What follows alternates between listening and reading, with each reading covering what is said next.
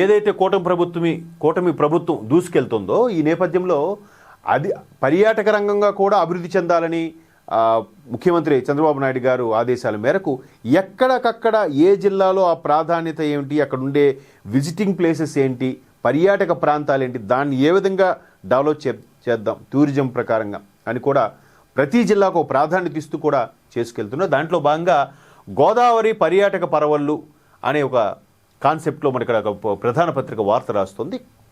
అంటే ప్రతి దగ్గర కూడా ఉత్తరాంధ్ర నుంచి అటు శ్రీకాకుళం నుంచి ఇటు చిత్తూరు, నెల్లూరు ఇవన్నీ కూడా ఎక్కడెక్కడ ఏవేవి పర్యాటకులను అవన్నీ అభివృద్ధి చెంది పర్యాటకులు రప్పించుకోవాలి. ఎందుకంటే ప్రతి జిల్లాకు కూడా ఏదో ఒక ఇండస్ట్రీ, ఏదో ఒక ఫాము తీసుకొచ్చి అభివృద్ధి చేసే విధంగా చేస్తున్నారు. అక్కడికి వచ్చే వాళ్ళకి ఆ పర్యాటకం దాని వారాంతంలో అంటే వీకెండ్లో వాళ్ళు వెళ్ళి ఎంజాయ్ చేసేలాగా ఉండే విధంగా ప్రతిదీ డెవలప్ చేయడానికి టూరిజం కూడా చాలా ప్రాధాన్యత ఇస్తున్నారు, బడ్జెట్లో కేటాయించబోతున్నారు. ఇక్కడ చూడొచ్చు గోదావరి హొయ్యలు పర్యాటక పరవల్లో రాబోయే రోజుల్లో గోదావరి జిల్లాలో కూడా కేరళలో ఏదైతే ఆ పడవ పోటీలు ఉంటాయో ఆ స్థాయిలు ఇక్కడ నిర్వహించడానికి చూస్తున్నారు. ఇకపోతే సంక్రాంతికి గోదావరి జిల్లాలో సుందరంగా తయారవబోతున్నాయి. ఎక్కడ చూసినా కోడి పందాలు వాటితో చాలా ఉత్సాహంగా ఉల్లాసంగా ఉంటుంది.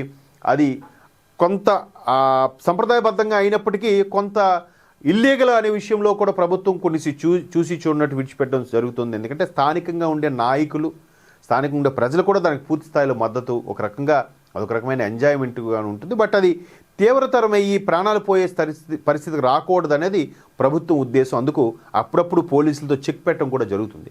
ఒకసారి చూడొచ్చు. రాజమండ్రి వైకాపా జమాన్లో పడకేసిన పర్యాటకాన్ని కూటమి ప్రభుత్వం పరుగులు పెట్టిస్తోంది. పర్యాటకానికి పారిశ్రామిక హోదా ఇస్తూ తీసుకొచ్చిన పాలసీలు పెట్టుబడులు పెట్టేందుకు దోహదపడుతున్నాయి. ఇప్పటికే గోదావరి జిల్లాలో, కోనసీమ జిల్లాలో హోమ్ స్టేలను ఏర్పాటు చేశారు ఉండడానికి, లహరి రిసార్ట్స్ టైప్లో.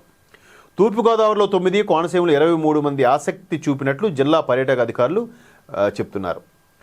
ఇకపోతే ముందుకొస్తున్న సంస్థలు సముద్ర తీర ప్రాంతం, గోదావరి పర్యాటక ప్రాంతంలో జట్టీలు ఏర్పాటు చేసే ప్రయాణికుల బోట్లు నడిపేందుకు పలు సంస్థలు సిద్ధంగా ఉన్నాయని. అంటే ఇప్పుడు చూసారా కేరళలో ఇట్లా హౌస్ లాగా ఉండే బోట్లు కానీ పర్యాటకంగా ఉండేవి ఆల్రెడీ మనకి పోలవరం ప్రాజెక్ట్ అయిపోతే ఇకపై ఉండకపోవచ్చు, కానీ పాపికొండలు ఏదైతే ఉందో అటు రాజమండ్రి నుంచి కానీ భద్రాచలం నుంచి కానీ అది చాలా పర్యాటకంగా అభివృద్ధి ఎప్పటి నుంచో ఉన్నది. దాన్ని ఇంకాస్త ముందుకు తీసుకెళ్లే క్రమంలో ప్రభుత్వం ముందుకు నడిపిస్తోంది. ఈ గత 5 ఏళ్లలో చూస్తే అభివృద్ధి లేదు, పర్యాటక అభివృద్ధి లేదు, ఏమీ లేదు. కేవలం పథకాలు, కూర్చొని తినబెట్టడం, వాళ్ళని సోమరిపోతులా తయారు చేసే కాన్సెప్ట్ ఉంది. ఈ యొక్క ఫామ్ రాలేదు, ఒక ఇండస్ట్రీ రాలేదు, ఏమీ జరగలేదు. అది అందరికీ తెలిసిన విషయం. ఇప్పుడు కూటమి దాని మీద కూడా శ్రద్ధ వహిస్తుంది. ఇప్పుడు ఒకసారి చూడొచ్చు, రాబోయే రోజుల్లో గోదావరి జిల్లాలకి ఈ విధమైన గోదావరి మీద ఈ పడవ ప్రయాణాలు కానీ, పడవ పోటీలు కానీ అన్నీ కూడా నిర్వహించి పర్యాటకంగా ముందుకు తీసుకెళ్లాలని కూడా ఒక ప్రధాన వార్త ఇక్కడ మనం చూడొచ్చు.